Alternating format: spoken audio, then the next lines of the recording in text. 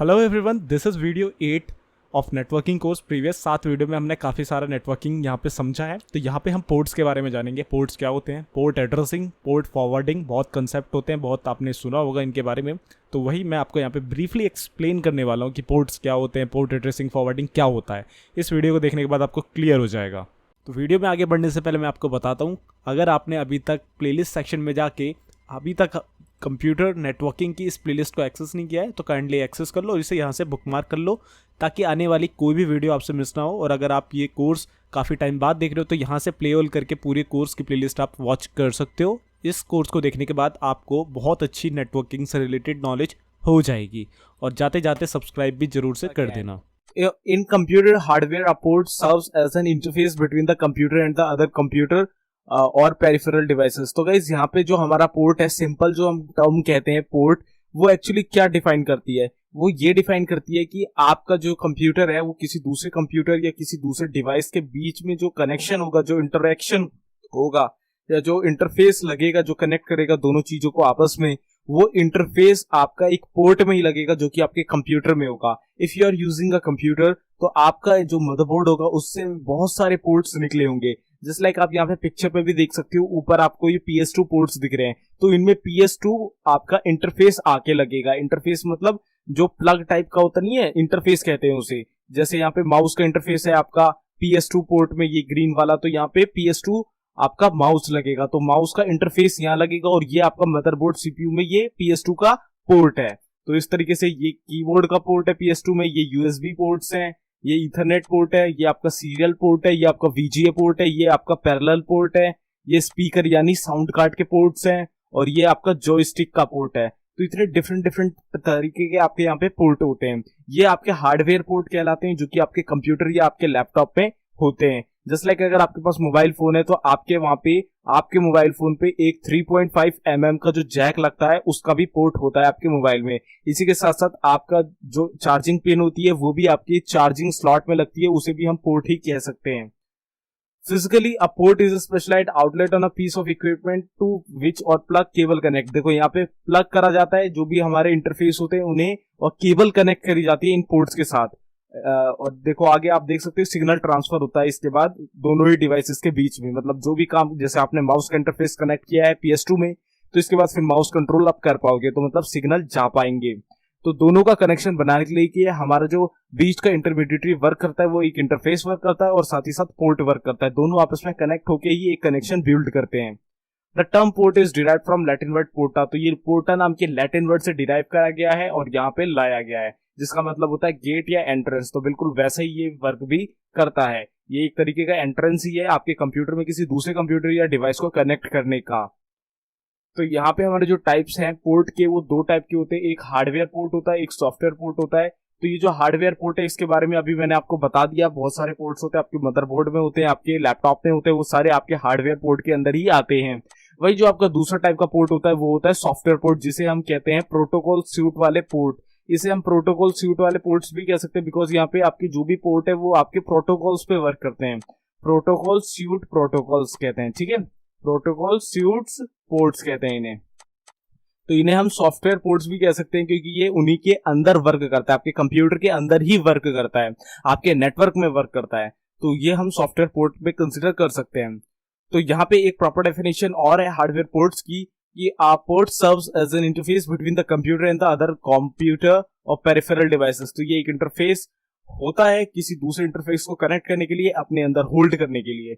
Actual में उस interface को आपस में कनेक्ट करने के लिए और होल्ड करने के लिए इसका यूज होता है। In computer terms, port generally refers to the male to the female part of connection. तो मतलब ये जो पोर्ट होता है ये फीमेल पार्ट होता है, और जो इसके ऊपर इंटरफेस लगेगा उसे हम मेल पार्ट कहते हैं। Computer ports have many uses to connect monitor, webcam, speakers, peripheral devices on the physical layer. A computer port is a specialized outlet on a piece of equipment to which a plug or cable connector. तो plug और cable हम connect कर सकते हैं। इसी के साथ साथ कौन कौन से डिवाइस हम इसमें कनेक्ट कर सकते हैं, यहाँ पे देखो एक छोटा सा ओवरव्यू है। मॉनिटर कर सकते हो, वेबकैम कर सकते हो, स्पीकर कर सकते हो, पेरिफेरल डिवाइसेस कर सकते हो, इवन हर कुछ बहुत सारी डिवाइसेस होती हैं, उसके डिफरेंट डिफरेंट पोर्ट्स होते हैं। HDMI पोर्ट होता है और फायर वायर पोर्ट होता है। और भी बहुत सारे होते हैं। इथरनेट के अलावा SC/ST कनेक्टर के पोर्ट्स होते हैं, तो उन सभी के लिए अलग अलग पोर्ट्स आते हैं। एंड आप डिवाइसेस कनेक्ट कर सकते हो, इवन बहुत सारी चीजें कनेक्ट कर सकते हो। तो इस तरीके से आपके हार्डवेयर पोर्ट्स होते हैं। तो आप जान लेते हैं सॉफ्टवेयर पोर्ट्स के बारे में। A software port usually just as called a port, इसे हम सिंपल पोर्ट भी कहते हैं या सॉफ्टवेयर पोर्ट कह सकते हैं, लेकिन नॉर्मल इसका टर्म पोर्ट ही कहलाता है। अगर आप नेटवर्किंग में इसका यूज कर रहे हो तो आप पोर्ट कहोगे, तो वहां पे पोर्ट जब नेटवर्किंग में कहोगे, जब किसी डिवाइस की बात होगी तो आप मान सकते हो कि हार्डवेयर के पोर्ट भी हो सकते हैं। लेकिन नॉर्मली कहा जाए कि यहाँ से हम एक मेल भेज रहे हैं तो कौन से पोर्ट से जाएगी, तो वहां पे आप ये नहीं कहना कि वो जाएगी हमारे HDMI केबल से, बिल्कुल नहीं। वहां पे वो वाला पोर्ट वो नहीं पूछ रहा है, वो पूछ रहा है कोई लॉजिकल पोर्ट जो कि आपके प्रोटोकॉल सूट का पोर्ट है। तो वहां पे आपको बिल्कुल भी अनजाना पर नहीं दिखाना है, वहां बिल्कुल आपको समझ जाना है कि नेटवर्किंग में पूछ रहा है तो ये हार्डवेयर पोर्ट के बारे में नहीं पूछ रहा है, वो सॉफ्टवेयर पोर्ट के बारे में पूछ रहा है, वो नेटवर्किंग वाले पोर्ट के बारे में पूछ रहा है। ठीक है, इसके बाद देखो is a logical data connection. ये एक तरीके का लॉजिकल डाटा कनेक्शन होता है। ये फिजिकली आपको नहीं दिखता है, लेकिन ये एग्जिस्ट करता है, ये लॉजिकली एग्जिस्ट करता है, और लॉजिकली ये डाटा का कनेक्शन बिल्ड भी करता है। That can be used by programs to exchange data directly. और इसका एक फायदा ये है, जैसे कि आप अपने माउस को अपने कंप्यूटर में कनेक्ट करते हो, ठीक है, अब बीच में आप उस माउस को किसी दूसरे सिस्टम में तो कनेक्ट नहीं कर सकते, क्योंकि आपका इंटरफेस तो एक कंप्यूटर में कनेक्टेड है पहले से। तो क्या आप उसे दूसरे किसी कंप्यूटर में उसका कंट्रोल कर सकते हो? नहीं कर सकते, जब तक आप उस पोर्ट को चेंज करके दूसरे कंप्यूटर का पोर्ट ना कर दो। ठीक है, सेम ऐसे ही सॉफ्टवेयर पोर्ट में होता है। जो भी डाटा जाता है एक जिस पोर्ट से निकलता है सेंडर वाले से, तो डायरेक्ट सिर्फ रिसीवर के पास जाके ही रिसीव होगा, इसके अलावा किसी और पे जाकर रिसीव नहीं होगा। तो यही फायदा है आपके लॉजिकल पोर्ट का कि आपका डाटा एक पोर्ट से निकल के दूसरे रिसीवर के पोर्ट पे जाके ही रिसीव होगा, इसके अलावा कहीं और नहीं होगा। The most common of these are used TCP and UDP ports, which are used to exchange data between computers on the internet. तो guys, जो हमारे पोर्ट्स होते हैं, सॉफ्टवेयर पोर्ट्स होते हैं या नेटवर्किंग में प्रोटोकॉल सूट वाले सारे पोर्ट्स होते हैं, वो दो तरीके से कैटेगराइज होते हैं, दो तरीके पे लाइक करते हैं। एक है TCP और एक है UDP। TCP की फुल फॉर्म होती है ट्रांसमिशन कंट्रोल प्रोटोकॉल, और UDP की फुल फॉर्म होती है यूजर डाटाग्राम प्रोटोकॉल। तो दोनों ही तरीके की सूट में आपकी डिफरेंट डिफरेंट तरीके की प्रोटोकॉल्स आती हैं। कैसी कैसी प्रोटोकॉल्स आती है, दोनों की क्या मीनिंग है, आगे हम जानेंगे। इससे पहले नीचे वाले डायग्राम में हम देख लेते हैं पोर्ट्स और प्रोटोकॉल्स को। तो आप यहाँ पे देख सकते हो, यहाँ पे एक क्लाइंट सिस्टम है और यहाँ पे हमारा एक गेटवे है यानी राउटर है। ठीक है, तो राउटर में यहाँ पे एक फायरवॉल लगी है, फायरवॉल में एक TCP नाम की यहाँ पे एक प्रोटोकॉल लगा रही है, TCP 443। अब 443 पोर्ट नंबर है, ठीक है, अब पोर्ट नंबर होते हैं इसमें। अब 443 किसका पोर्ट नंबर है गाइस? HTTPS का। आप सर्च भी कर सकते हो गूगल में, ठीक है, HTTPS का है। तो आप यहाँ पे देख सकते हो HTTPS यहाँ पे वर्क कर रहा है। तो इस तरीके से आपका डाटा यहां से निकलेगा तो सिर्फ और सिर्फ इस राउटर में जाएगा, बीच से कहीं और नहीं जाएगा, डायरेक्ट कनेक्शन होगा वहां तक। तो यहां से डाटा निकला, इस पोर्ट से निकला, इस पोर्ट पे रिसीव हो जाएगा। इस तरीके से ये वर्क करता है। नीचे TCP का दोबारा 443 है, इसका मतलब HTTPS वर्क कर रहा है। ठीक है, यहाँ पे आपका कौन सा है देखो, HTTPS है, HTTP है सिर्फ। तो HTTP की होती है 80 पोर्ट नंबर। ठीक है, तो यहाँ पे ये वाला पोर्ट 80 होगा, ये 80 होगा। तो यहाँ से जो डाटा जाएगा डायरेक्ट यहाँ इस पोर्ट में ही रिसीव होगा, बीच में और कोई पोर्ट नहीं है। तो इस तरीके से आपका डाटा एक पोर्ट से निकल के सीधा दूसरे पोर्ट पे जाएगा और कहीं नहीं जाएगा। तो ये TCP की प्रोटोकॉल्स थी, UDP की भी होती है। तो UDP की प्रोटोकॉल के पोर्ट्स आगे मिलेंगे हमें। तो यहाँ एक बार TCP और UDP का मतलब समझ लेते हैं। TCP और UDP का मतलब क्या है? TCP की मैंने आपको फुल फॉर्म बताई दिया है, ट्रांसमिशन कंट्रोल प्रोटोकॉल, और UDP की है यूजर डाटाग्राम प्रोटोकॉल। तो जो आपकी TCP है, TCP is a connection oriented protocol. ये कनेक्शन को बिल्डअप ओरिएंट करने वाली प्रोटोकॉल कहलाती है, जो कि कनेक्शन बनाती है। जबकि UDP आपकी कनेक्शन लेस प्रोटोकॉल है, ये कोई कनेक्शन बिल्डअप नहीं करती है, ये सिंपल जो कनेक्शन है उसी में वर्क करती है। TCP establish a connection between a sender and receiver before data can be sent। अगर मैं आसान भाषा में आपको बताऊं तो TCP क्या करती है, जब भी कोई डाटा अपना भेजती है ना, जैसे आप सेंडर हो, आपका एक रिसीवर है, आप TCP प्रोटोकॉल का यूज कर रहे हो डाटा सेंड करने के लिए एक पोर्ट से दूसरे पोर्ट पे, तो TCP क्या करेगी, पहले वेरीफाई करेगी, एक टोकन भेज के, एक छोटा सा पैकेट भेज के दूसरे रिसीवर कंप्यूटर में कि भाई ये जो कनेक्शन है ये बिल्डअप हो पा रहा है या नहीं हो पा रहा है। अगर हो पा रहा है तो फिर ये डाटा सेंड करेगी, अगर नहीं हो पा रहा है तो आपका पैकेट लूज बता देगी कि आपका पैकेट लूज हो चुका है, ड्रॉप हो चुका है, तो आपको अपना कनेक्शन ठीक करना है, इसके बाद आपको दोबारा से रिट्राई करना है। वहीं UDP में क्या है कि वहां पे पहले कनेक्शन कुछ वेरीफाइड नहीं होता है, डाटा आपका जो होता है, जो पैकेट होते हैं आपके, वो डायरेक्ट सेंड कर दिए जाते हैं। जिससे आपका एक बहुत बड़ा सिनेरियो यहाँ पे ये बन जाता है कि यूडीपी में आपका डाटा लॉस बहुत ज्यादा हो जाता है। कई बार आपको पता ही नहीं होता आपका डाटा जा भी पाएगा रिसीवर के पास कि नहीं, और आप पूरा डाटा भेज देते हो तो आपके पैकेट वहां पे लूज हो जाते हैं, आपका डाटा वहां पे लूज हो जाता है। कई बार आपने ब्लूटूथ का इस्तेमाल करते हुए ये वाली प्रॉब्लम जरूर देखी होगी। जस्ट लाइक आप कई बार जो अपनी फाइल है वो सेंड करते हो तो उसमें कई बार आपको देखने को आता है कि वन फाइल सेंड अनसक्सेसफुली, मतलब नहीं भेजी गई, दूसरे फोन में रिक्वेस्ट ही नहीं आई। तो गाइस वहां पे यूडीपी आप मान सकते हो उस एग्जांपल को कि आपने तो फाइल भेजी लेकिन वहां पे वो वेरीफाई ही नहीं हुआ पहले, तो फिर वो फाइल गई ही नहीं। तो ये यूडीपी का एग्जांपल मान सकते हो। वही टीसीपी के एग्जांपल के लिए आप शेयर इट ले सकते हो। वहां पे क्या होता है कि पहले आपका कनेक्शन बनता है, आपका हॉटस्पॉट और वाईफाई से दोनों मोबाइल में कनेक्शन बनेगा, वेरीफाई होगा, वो आपस में एक टोकन एक्सचेंज करते हैं, आपको पता नहीं चलता लेकिन करते हैं। एंड इसके बाद क्या होता है, आपका डाटा दोबारा फिर सेंड करा जाता है, तो आपका डाटा बिना किसी दिक्कत के चला जाता है। तो वहां पे कनेक्शन पहले हो रहा है तो वो टीसीपी का एग्जांपल है। जहां कनेक्शन नहीं हो रहा है वो डायरेक्ट सेंड करने की कोशिश कर रहा है और पैकेट लूज होने, तो वो वाले डिसएडवांटेज आपके यूडीपी में आ जाते हैं। तो यही दोनों अंतर है आपके टीसीपी एंड यूडीपी में। तो यहाँ पे आप देख सकते हो एक छोटा सा कम्युनिकेशन का मॉडल टीसीपी वर्सेस यूडीपी में। तो आपका जो ये टीसीपी है, तो टीसीपी में आपका ये रहा सेंडर, ये रहा रिसीवर, दोनों के पोर्ट्स हैं यहाँ पे, ठीक है, ये रहे पोर्ट्स। अब ये क्या कर रहा है, सेंडर एक पैकेट भेज रहा है यहाँ पे, ठीक है, वो पैकेट यहाँ पहुंचा, हाँ भाई इसने रिस्पॉन्स दे दिया, ये देखो वापस आ गया, सिंक बैक हो गया, तो रिस्पॉन्स आ गया, इसका मतलब कनेक्शन बिल्डअप है। तो यहाँ पे आप रेड कलर में ये देखो अपना मेन डाटा जो उसे भेज रहा था वो भेज रहा है, वो पैकेट भेज रहा है, ठीक है। तो यहाँ पे आपका कनेक्शन बिल्कुल परफेक्ट है, बिल्कुल सही काम कर रहा है, टीसीपी में काम कर रहा है।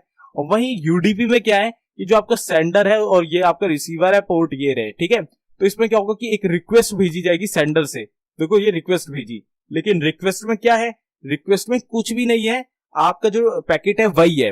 अब रिक्वेस्ट गई है तो यहाँ पे रिस्पॉन्स है, रिस्पॉन्स आया नहीं बिकॉज वो यहां तक पहुंचा ही नहीं, क्योंकि ये कनेक्शन बिल्डअप ही नहीं करता है। अब आपका ये डाटा यहीं पे रह गया, दोबारा में थोड़ा और आगे जाएगा, यहां जाएगा, इसके बाद ड्रॉप हो जाएगा, आपका मेन रिसीवर तक पहुंचेगा ही नहीं। ऐसा होता है, यहाँ पे कोई वेरिफिकेशन नहीं होता पहले नेटवर्क का कि ये दोनों वर्क कर रहे हैं कि नहीं, आपस में कनेक्टेड है कि नहीं, आपस में ये दोनों कम्युनिकेशन में है कि नहीं, बिल्कुल ऐसा कुछ नहीं होता है यूडीपी में। जबकि टीसीपी में पहले वेरिफिकेशन होगा, आपका कनेक्शन चेक करा जाएगा कि दोनों में कम्युनिकेशन हो पा रहा है या नहीं हो पा रहा है, और यूडीपी में ऐसा नहीं होता है। तो यही दोनों में बहुत बड़ा अंतर है। वहीं जो हम सबसे ज्यादा अपने प्रोटोकॉल्स या पोर्ट्स यूज करते हैं इस टाइम पे अपने नेटवर्क्स पे, वो टीसीपी के ही सबसे ज्यादा पोर्ट्स हम यूज करते हैं। यूडीपी के रेयर ही कुछ पोर्ट्स होते हैं जिन्हें हम यहाँ पे यूज करते हैं। तो यहाँ पे कुछ और डिफरेंसेस हैं टीसीपी और यूडीपी के। जस्ट लाइक आपका टीसीपी है जो वो है keeps track of lost packets, make sure that lost packets are recent. तो अगर आपके टीसीपी में किसी भी केस के चलते आपके कुछ पैकेट्स लूज भी हो जाते हैं तो आप उसे रीसेंट कर सकते हो, आपको दोबारा से पूरा पैकेट, जितने भी पैकेट है वो भेजने की जरूरत नहीं, जितने लूज हुए उतने भी भेज सकते हो। वहीं यूडीपी में ऐसा कुछ नहीं है, आपके जो लूज हो गए तो वो लूज हो गए, आपको दोबारा से सब कुछ हटा के दोबारा से पूरा का पूरा पैकेट, पूरे का पूरा इंफॉर्मेशन भेजनी पड़ेगी। तो ये भी इसका एक बहुत बड़ा ड्रॉबैक है।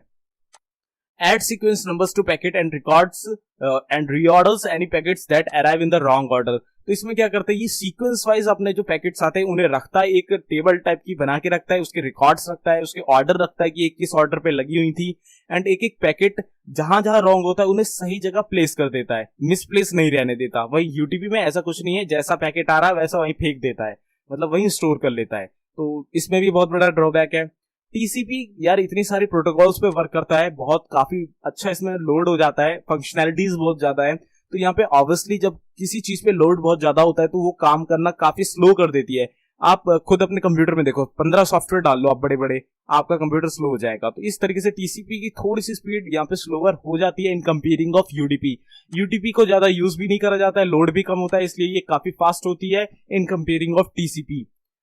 Requires more computer resources. अब आप जो टीसीपी है, टीसीपी को यूज करोगे तो डिफरेंट डिफरेंट तरीके के प्रोटोकॉल्स है, 50-100 जितनी भी प्रोटोकॉल्स हैं उनके लिए डिफरेंट डिफरेंट रिसोर्सेज भी चाहिए। जैसे एचटीटीपी है, एचटीटीपीएस है, इनके लिए तो वहां पे और डिफरेंट तरीके के रिसोर्सेज पड़ेंगे। जस्ट लाइक आपको इंटरनेट केबल लगानी पड़ेगी और डिफरेंट डिफरेंट तरीके की जो इंटरनेट में यूज होता है। इसके साथ एफटीपी है, एफटीपी में आपको एक सर्वर कम्युनिकेशन बिल्ड करना पड़ेगा दूसरे कंप्यूटर में, जिसमें आपको एफटीपी की फाइल्स भेजनी है, एफटीपी के थ्रू भेजनी है। तो इस तरीके के आपके बहुत सारे प्रोटोकॉल्स है, तो डिफरेंट डिफरेंट तरीके के आपको यहाँ पे रिसोर्सेज भी लाने पड़ेंगे। वहीं यहाँ पे यूडीपी में कम होने का ये एक और फायदा है कि यहाँ पे रिसोर्सेज भी आपको कम देने पड़ेंगे। तो ये कुछ डिफरेंसेस थे बेसिक। अब यहाँ पे कुछ एग्जांपल्स हैं टीसीपी और यूडीपी के। तो टीसीपी का एक एग्जांपल है एचटीटीपी यानी हाइपरटेक्स्ट ट्रांसफर प्रोटोकॉल, जो कि आपके वेब ब्राउजर में यूज होती है सर्वर से कम्युनिकेशन रिक्वेस्ट भेजने के लिए और रिस्पॉन्स लेने के लिए, जो कि अनसिक्योर होती है, उतनी सिक्योर नहीं होती है। इसके बाद एचटीटीपीएस आती है जो कि सिक्योर हाइपरटेक्स्ट ट्रांसफर प्रोटोकॉल होती है, जिसमें आपका कम्युनिकेशन जो सर्वर से होता है, जो क्वेरी आप भेजते हो, जो रिस्पॉन्स आप लेते हो, वो बिल्कुल सिक्योर होती है। इसके बाद एफटीपी आता है यानी फाइल ट्रांसफर प्रोटोकॉल। तो इसमें जो आपका ट्रांसफरिंग होती है सर्वर के अंदर फाइल या किसी दूसरे सिस्टम के अंदर फाइल, तो वो भी आपकी सिक्योर रहती है। फाइल ट्रांसफर प्रोटोकॉल भी आपका टीसीपी में ही वर्क करता है। तो इन सब के जो पोर्ट नंबर होंगे वो आप देख सकते हो। एचटीटीपी का 80 है, एचटीटीपीएस का 443 है एंड एफटीपी का आई डोंट नो, मुझे नहीं पता, आप खुद देख सकते हो। वहीं आपके जो यूडीपी में है उसमें एग्जांपल है आपके आईपी, डीएनएस और डीएससीपी। अब ये डीएनएस होता है डोमेन नेम सिस्टम या डोमेन नेम सर्वर, वही डीएससीपी होता है dynamic host configuration protocol, IP होता है इंटरनेट प्रोटोकॉल। तो ये जितने भी प्रोटोकॉल होती हैं ये सब यूडीपी में वर्क करती हैं। यहाँ पे आपके जो डाटा पैकेट होते हैं, इसलिए आपने आईपी में जरूर देखा होगा, आपका सिस्टम अगर कनेक्टेड नहीं है तो वेरीफाई करे बिना ही वो डाटा पैकेट लूज बता देता है। तो यहाँ पे यही वर्क करता है। तो इतनी प्रोटोकॉल यहाँ पे यूज करते हैं हम, इन प्रोटोकॉल्स को हम यहाँ पे यूज करते हैं। तो ये तीन प्रोटोकॉल यहाँ पे लिखी हुई हैं, होती बहुत ज्यादा है। अगर मैं आपको लिस्ट दिखाऊं तो बहुत लंबी लिस्ट आएगी दोनों ही प्रोटोकॉल्स की, लेकिन जो हम बेसिकली यूज करते हैं उन प्रोटोकॉल के बारे में हम यहाँ पे पढ़ेंगे। तो अब यहाँ पे हम एग्जाम्पल जान लेते हैं। तो यहाँ पे आप देख लो कितनी सारी प्रोटोकॉल्स हैं। यहाँ पे कुछ प्रोटोकॉल्स हैं जैसे डीएनएस है, फिर डीएनएस टीसीपी है, एचटीटीपी, एचटीटीपीएस, एसएमटीपी है, पॉप है और एसएनएमपी है, टेलनेट है, एफटीपी है, एसएसएच है और एएफपी आईपी है। तो इनके आप देख सकते हो यहाँ पे टीसीपी यूडीपी क्या है वो देखो यहाँ पे कैटेगराइज है, 7-7 पोर्ट नंबर है। तो एचटीटीपी का हमारा वेब में यूज होता है सर्विस में, 80 है इसका। एचटीटीपीएस हमारा एसएसएल सिक्योर वेब में यूज होता है, 443 है इसका। एसएमटीपी हमारा सिंपल मेल ट्रांसपोर्ट में यूज होता है, टीसीपी में 25 है इसका। Pop post office protocol TCP 109 और 110 इसका पोर्ट नंबर है। तो क्या होगा, जैसे आप एसएमटीपी का एग्जांपल ले लेते हैं, हम एसएमटीपी हम यहाँ पे कंसीडर कर लेते हैं। तो एसएमटीपी में हम एक पोर्ट कंसीडर करते हैं कि एसएमटीपी का पोर्ट है हमारा टीसीपी में 25, जो कि मेल ट्रांसपोर्ट के लिए यूज होता है। मेल ट्रांसपोर्ट से मतलब जो एसएमटीपी है इसकी जो फुल फॉर्म है वो है सिंपल मेल ट्रांसफर प्रोटोकॉल। देखो यहाँ पे ये रही simple mail transfer protocol SMTP. इसका इस्तेमाल क्या है, देखो पोर्ट नंबर है 25। एसएमटीपी स्टैंड्स फॉर ये main protocol for moving email on the internet, the sender initiate SMTP transfer. जब भी जो सेंडर है अपनी ईमेल अपने क्लाइंट को भेजता है, या अपने जो ईमेल क्लाइंट से आप भेजते हो, या कोई भी है, आप मान लो मेल भेज रहे हो, एक सेंडर है वो मेल भेज रहा है, तो वो जो प्रोटोकॉल है उस मेल को ले जाने का काम करेगी, अपने आपके पोर्ट से निकाल के दूसरे रिसीवर पोर्ट पे ले जाने का काम करेगी। वहां पे जो प्रोटोकॉल यूज होगी वो होगी सिंपल मेल ट्रांसफर प्रोटोकॉल। ठीक है। SMTP is used for two primary functions. It is used to transfer mail from source to destination between mail servers, and it is used by the end user to send email to a mail system. तो यहाँ पे आपको समझ में आया कि आपका जो पोर्ट नंबर होगा SMTP का वो 25 है। आपने अपने सिस्टम से एक मेल करी तो आपके सिस्टम से वो मेल निकलेगी पोर्ट नंबर 25 से, और उसे रिसीव भी कहाँ होना है, SMTP के पोर्ट नंबर 25 में, लेकिन कहाँ पे, जहां पे रिसीवर होगा वहां पे। तो ये निकल के डायरेक्ट 25 पोर्ट नंबर SMTP में रिसीवर के पास रिसीव हो जाएगी, डायरेक्ट कनेक्शन करेगी। आपकी ईमेल ऐसा तो होता नहीं है ना कि आप भेजते हो किसी और पे चले जाए, आपने भेजा है माइकल को, आपकी वो मेल चली जाए डेविड को, ऐसा नहीं होता है, वो जाएगी माइकल को। तो पोर्ट नंबर की वजह से ये डिसाइड होता है कि इस पोर्ट पे जाना है और इस यूजर पे जाना है, तो इससे डिसाइड हो जाता है। इस तरीके से आपका सिंपल मेल ट्रांसफर प्रोटोकॉल यहाँ पे वर्क करता है। यहाँ पे एक छोटा सा डायग्राम है, आप देख सकते हो कैसे ये वर्क करता है। आपका यहाँ पे देखो आउटगोइंग SMTP, यहाँ से आप SMTP निकला है आपके पोर्ट नंबर से, आपने जैसे ही मेल भेजी, मेल सर्वर पे पहुंचा, मेल सर्वर में क्या है, यहाँ से एक रिसीवर जाएगा, रिसीवर में SMTP रिसीवर होगा तो इसे रिसीव कर लेगा। इस तरीके से आप पे आपकी मेल सेंड करी जाती है। इस तरीके से SMTP आपका वर्क करता है। पोर्ट नंबर होता है, आप पोर्ट डायरेक्ट वहां पे एक्सेसिबल हो जाता है, जैसे आपने भेजा, आपके ही पोर्ट से निकल के उसी पोर्ट में जाएगा रिसीवर के पास, ऐसा होता है। तो इसी को हम कहते हैं पोर्ट एड्रेसिंग। अब एड्रेसिंग यहाँ पे कैसे हो गया, अब देखो जैसे SMTP है आपका, SMTP है तो पोर्ट एड्रेसिंग इसमें कैसे हुआ, आपने उसका यहाँ पे नंबर दे दिया, पोर्ट नंबर है 25, तो अब उसे जाना कहाँ पे है। अब गाइस वो पोर्ट नंबर 25 से निकला है, तो ऐसा तो हो नहीं सकता कि वो मेल की जगह कुछ और बन के किसी और पोर्ट नंबर से रिसीव हो जाए, वो बिल्कुल पोर्ट नंबर 25 में जाएगा। और कैसे जाएगा, आपके एड्रेस की वजह से। तो यहाँ पे जो सेंडर होगा उसका भी पोर्ट 25 है और रिसीवर का भी पोर्ट 25 है, तो इन दोनों को वेरीफाई करना, इन दोनों को एड्रेस करने का काम आपका जो कहलाता है, जो प्रोसेस कहलाता है, वो आपका पोर्ट एड्रेसिंग कहलाता है। पोर्ट मैंने आपको बता दिया, पोर्ट एक ऐसा लॉजिक पॉइंट होता है जहां से आपका डाटा निकलता है और जहां से आपका डाटा उसी जगह पे रिसीव हो जाता है, उसी पोर्ट पे रिसीव हो जाता है, तो डायरेक्ट कम्युनिकेशन करता है पोर्ट। वही जो आपका पोर्ट एड्रेसिंग ये है कि आपका जो डाटा है किस पोर्ट से निकला है, कहां से निकला है, एंड उसे एड्रेस करना है कि वो कहां जाएगा, रिसीवर के कौन से पोर्ट पे जाएगा। उस पोर्ट को एड्रेस करने का जो पूरा प्रोसेस है वो पोर्ट एड्रेसिंग कहलाता है। तो यहाँ पे पोर्ट एड्रेसिंग भी क्लियर हो गया। तीसरा जो यहाँ पे पॉइंट था हमारा वो था पोर्ट्स फॉरवर्डिंग। तो गाइस यहाँ पे एक छोटा सा सिनेरियो आप समझ लेना, आपको क्लियरिटी हो जाएगी।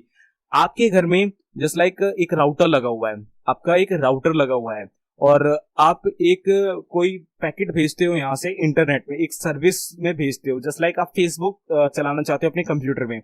आपका जो मेन आईएसपी से राउटर में जो वायर आ रही है उसका आईपी जस्ट लाइक आप यहाँ पे मान लो 10 है, 10.2.1.1, ठीक है। ये आपकी पब्लिक आईपी है जो कि पूरे इंटरनेट में आपको वेरीफाई करती है, जो कि आपके आईएसपी से आ रही है। और यहाँ पे आपका राउटर लगा हुआ है, राउटर में आपने कॉन्फ़िगरेशन कर रखी है और 3 सिस्टम कनेक्ट कर रखे हैं और तीनों में आपके प्राइवेट आईपी है, जस्ट लाइक 192.168 ऐसे कुछ है, ठीक है।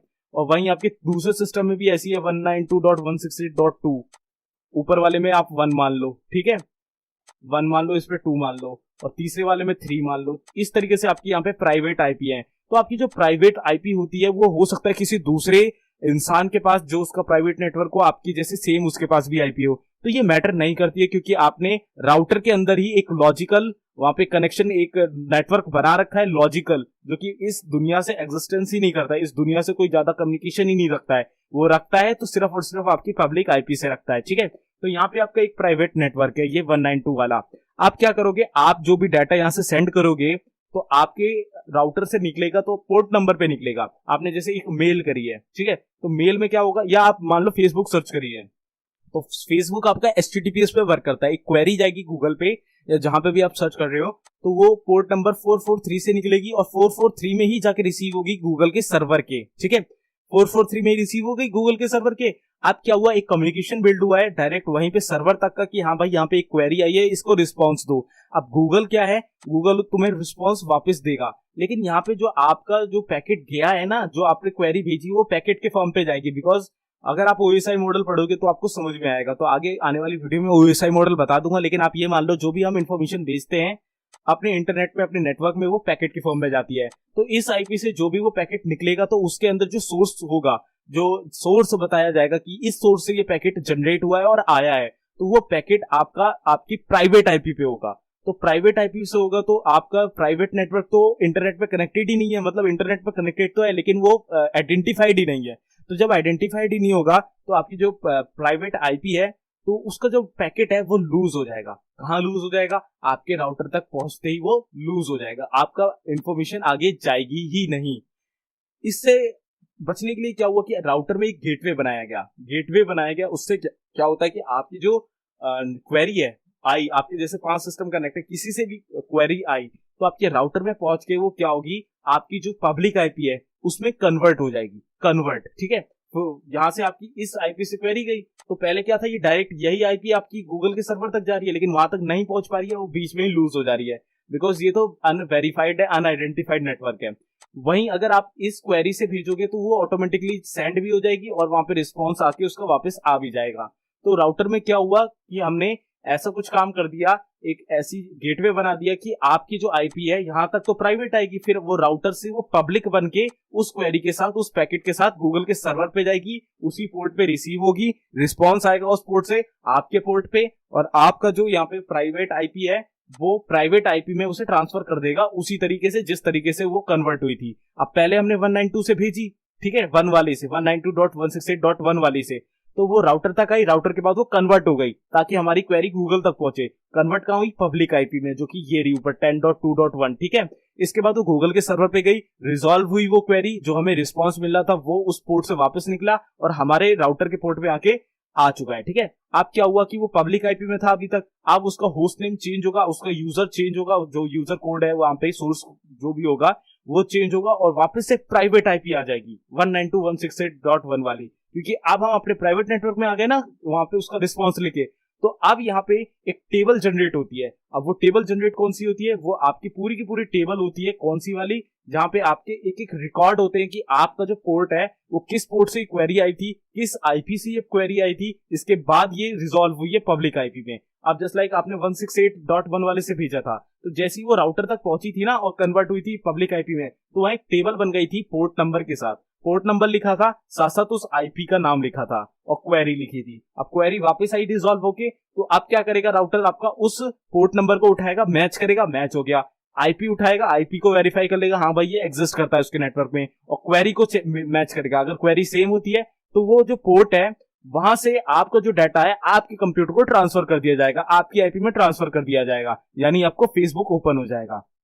तो यही जो एड्रेसिंग करनी होती है ना, कि हाँ भाई मैच करने वाला, टेबल से मैच करने वाला, कि भाई ये क्वेरी इस कंप्यूटर से आई थी, इसी को हम कहते हैं पोर्ट फॉरवर्डिंग। कि आपको वो जो डाटा आपके पास रिसीव हुआ है राउटर में सर्वर के द्वारा, तो उसे कहां पे उसे फॉरवर्ड करना है। 5 सिस्टम है, 3 सिस्टम है, तो किससे आई थी वो क्वेरी, तो उसका डाटा पहले बन गया, टेबल बन गई, और अब उसे फॉरवर्ड करना है उसी टेबल के अनुसार कि किससे आई थी उसी में फॉरवर्ड करना है। तो इस तरीके से आपका ये पूरा पोर्ट एड्रेसिंग और फॉरवर्डिंग ये सब वर्क करता है। आई होप आपको यहाँ पे क्लियरिटी हुई होगी।